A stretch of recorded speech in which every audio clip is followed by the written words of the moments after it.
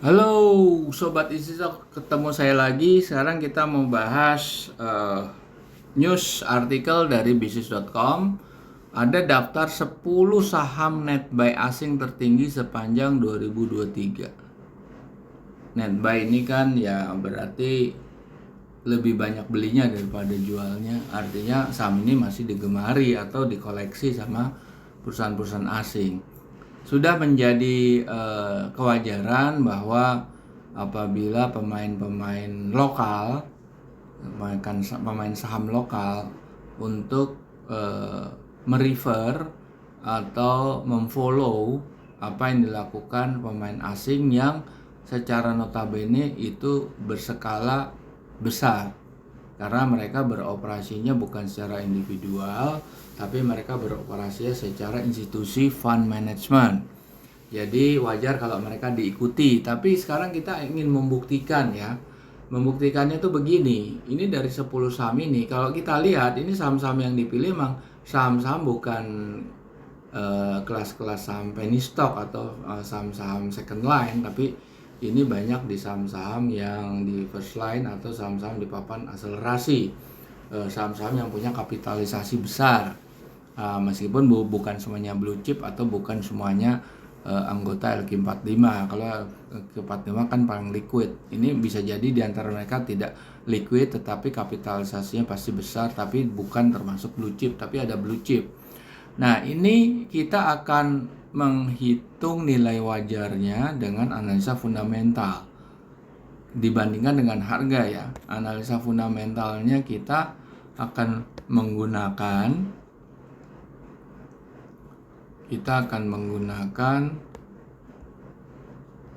bukunya Benjamin Graham. Formulasinya kita ekstrak dari situ. Buku Security Analysis dan Intelligent Investor. Dua buku ini dijadikan pegangannya Warren Buffett untuk menghitung nilai wajar saham-saham yang listed di bursa. Jadi buku ini adalah buku investment classic yang sering disebut sebagai Bible-nya para value investor kelas dunia. Ini sejak pertama diterbitkan tahun 1934. Sekarang sudah ada aplikasinya di Google Play Store, namanya Easy Stock. Anda bisa download dan Anda bisa melihat seperti ini kalau di download. Oke, open, kita ketik Easy Stock di sini.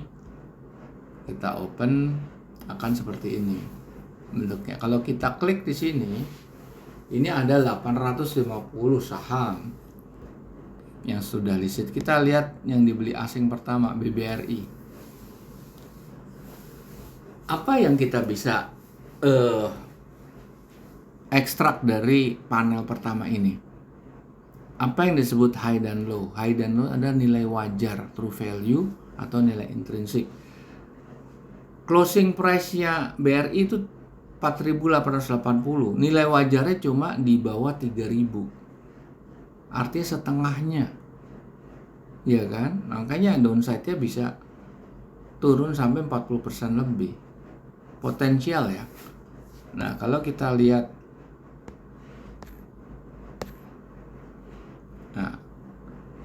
di sini BBRI. Harganya naik terus, tidak pernah turun. Harganya dari tahun 2015 900, sekarang sudah di level 5.000-an. Padahal nilai wajarnya cuma 2.500. Kalau Anda mau melihat stability daripada atau harga-harga atau nilai wajar di tahun-tahun sebelumnya, Anda klik ini nih. Anda mundurkan laporan keuangan sebelum yang terakhir ini kan Q4 ya, 2022. Cari yang Desember. Ada penurunan dari 4.000 ke 4.500 ke 2.500. Jadi sebetulnya performa BRI turun. Sekarang kan 2.500 ya. Kita buka di sini. Anda bisa pelajari ini sih stok. Kenapa dia turun? Pasti komponen-komponen angkanya itu pasti ada penurunan. Karena yang kita bandingkan kan apple to apple, full year dibanding full year, ya kan? Nah di sini kalau kita lihat memang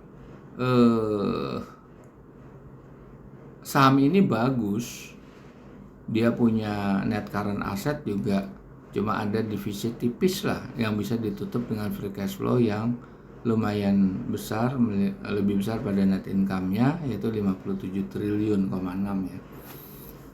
Kalau lihat financial ratio-nya, dia punya margin bagus 34%.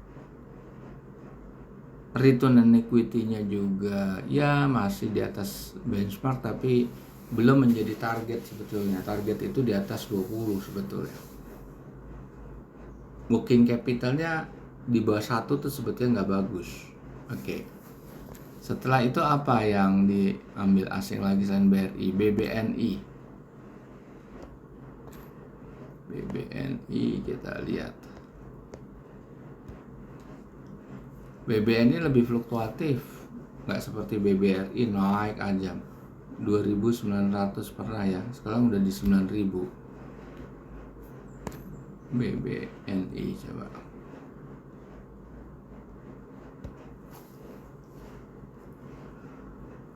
Nilai wajarnya cuma 7.000, harganya sekarang sudah hampir 9.500. Berarti dia punya potensial downside 25% turun. Anda bisa bandingkan lagi seperti yang tadi dilakukan di BRI, ada nggak penurunan? Kemungkinan besar dia penurunan dari kinerja di tahun sebelumnya. Nah, kalau kita lihat dari financial ratio, dia juga bagus 34%, return on equity-nya kira-kira sama BRI, working capital-nya juga nggak bagus 21. Jadi ini sebetulnya ASI sama BRI mirip ini. Oke, kita lihat lagi saham apa? MDKA, ini saham tambang miliknya Menteri Sandiaga Uno. Harganya terlalu tinggi. Nilai wajarnya itu cuma 1.300 yang tertinggi ya. Harganya sekarang di 4.000-an. Dia terlalu di jack up terlalu tinggi. Nilai wajar terendahnya malah di bawah 100. Kita lihat ini dia punya working capital itu surplus sekitar 2 triliun. Tapi defisit neracanya 12 triliun. Free cash flow-nya cuma 3 triliun kurang. Nggak bisa ngangkat. Kalau kita lihat profit margin sedikit di atas benchmark, tapi tidak semenarik tadi BRI bisa 13-14%. Return on equity-nya lebih parah lagi, cuma 3,5%, jauh di bawah benchmark. Oke, kita lihat ya, tentunya asing membeli pasti ada pertimbangan khusus ya, entah kandungan reserve ininya. Kalau di sini kan yang memperhitungkan angka yang tertampil di laporan keuangan. Telkom pun juga harganya terlalu tinggi. Dia closing price-nya di 4.300, nilai wajarnya cuma di 3.000. Jadi dia punya potensial downside yang sebesar 30% lebih bahkan. Di sini juga dia Telkom itu defisit working capital loh. Cuma dia punya free cash flow-nya kuat sekali 44 triliun. Sehingga tidak terjadi negatif angkanya. Kalau free cash flow-nya tidak sebesar ini, bisa jadi nilai wajar terendahnya itu akan negatif. Makanya gap-nya kan cukup besar antara 3.000 dan 1.800. Jauh 2 kali lipat. Karena dia punya komposisi debt structure-nya itu sangat besar di utang jangka panjangnya. Oke, kalau kita lihat dari financial ratio-nya, profit margin-nya bagus ini 19%, return on equity juga bagus. Nah, ini tapi working capital-nya nggak bagus, di bawah 1. Nah, oke, kita lihat lagi ANTM.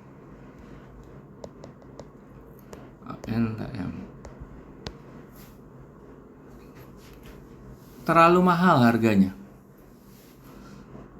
Ya kalau yang dibilang begini ya, yang dibilang net buy asing, dia kan mainnya jangka panjang. Kalau net buy itu kan berarti buy and sell, tapi ada yang di keep, nggak semuanya. Yang di buy and sell itu kan dia bermain jangka pendek ya, tapi di seluruh portfolio Antam ini, katakan ini banyak yang di keep, harganya di hold. Mungkin dia beli dengan harga rendah, tapi sekarang nih Anda bisa bandingkan kinerjanya Antam dengan tahun-tahun sebelumnya dengan cara yang tadi saya tunjukkan. Kita buka nih laporan keuangan yang terakhir ya. Net current assetnya sebetulnya dia debt free ya. Lihat tuh, utangnya itu kan sekitar 9,8 lah. Ya enggak debt free tapi ada defisit sedikit aja. Cuma harganya emang udah terlalu tinggi aja. Harganya terlalu tinggi dia. Kalau dilihat dari financial ratio, marginnya sebetulnya di bawah standar.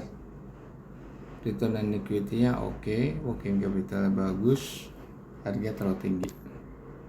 Oke, habis Antam, BBCA.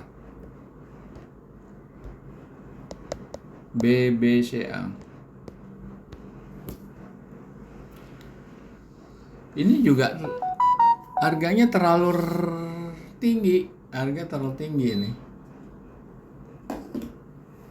Harganya cuma di bawah 5.000, sekarang harganya udah di 8.000-an. Coba kalau kita lihat grafiknya BBCA. Wah, naik gak turun-turun. Jadi Anda harus main pendek kalau di sini. Kalau main secara fundamental, Anda pasang panjang. Ini berbahaya karena ya harganya udah terlalu tinggi gitu. Ini saham sih sebetulnya secara fundamental bagus kan. Lihat profitnya 56%. Lihat return on equity 18. Ini perusahaan wonderful company. Anda bisa lihat lah ini. Masih bertahan nggak di 56%? Kita lihat ke belakangnya. 2021 Desember lah.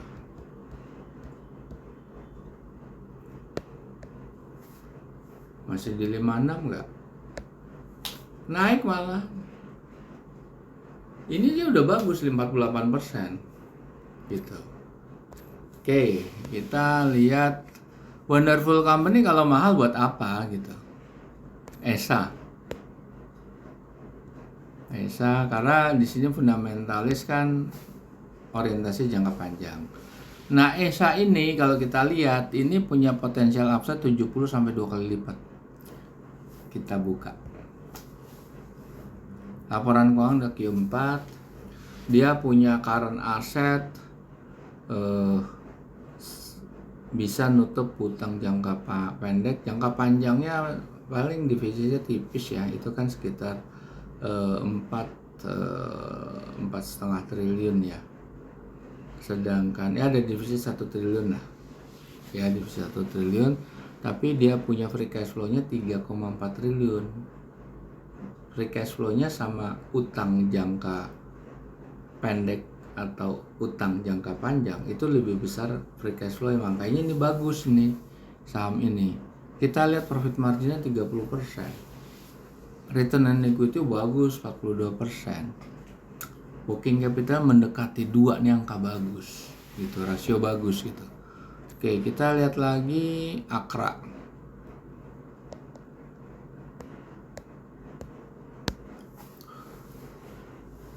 Akra closing price-nya 1.600, nilai wajar tertingginya 1.670 lah. Sebetulnya upside-nya tipis cuma 5%, downside-nya malah bisa turun di bawah 1.400.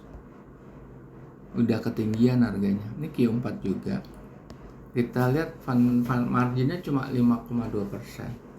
Return on equity-nya 19%, lumayan lah di atas benchmark-nya, tapi belum mencapai target wonderful company. Working capital-nya di atas 1 bagus, debt equity-nya tinggi nih, zona merah. Akra BRPT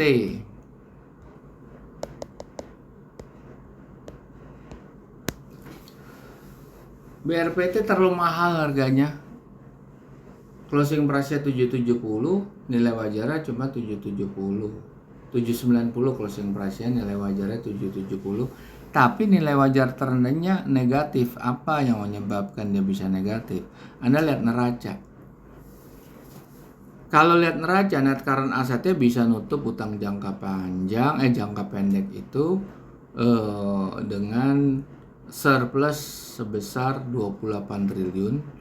Tapi Anda lihat utang jangka panjang yang 64 triliun. Berarti kan defisitnya luar biasa, sekitar 20 triliun lebih ya. Nah, makanya dia negatif karena dia punya free cash flow cuma 1,4 triliun, nggak cukup untuk mengangkat utang yang segitu besarnya. Nah, kalau lihat dia profit margin itu kecil sekali, nggak nyampe 2%.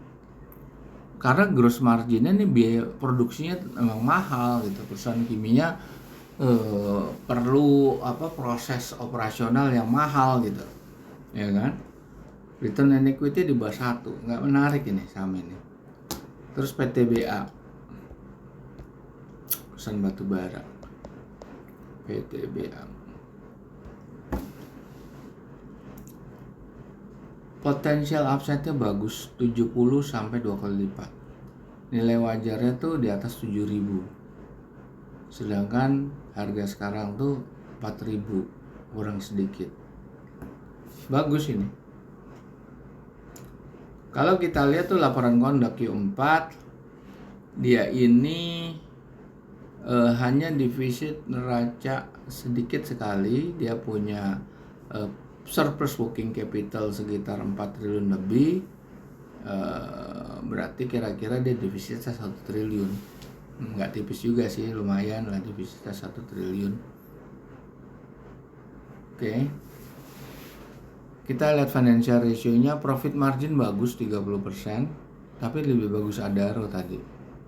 Atau ESA tadi 30%. Return on equity-nya bagus 44%. Booking capitalnya di atas 1, bagus. Jadi para pemirsa, 10 saham yang dibeli asing ini Anda harus tahu karakter asing itu, karakter fund management itu, mereka pasti ada yang trading, ada yang jangka panjang, ada yang hold. Bisa jadi porsi jangka panjangnya itu jauh lebih besar daripada porsi tradingnya. Porsi jangka panjang artinya yang di hold. Yang di hold dia pasti beli di harga murah. Kalau dia tahu bahwa nilai wajarnya itu sudah overpriced atau overvalue, ya sangat mungkin dia akan meninggalkan saham itu. Nah, dari saham-saham yang di sini memang ada beberapa yang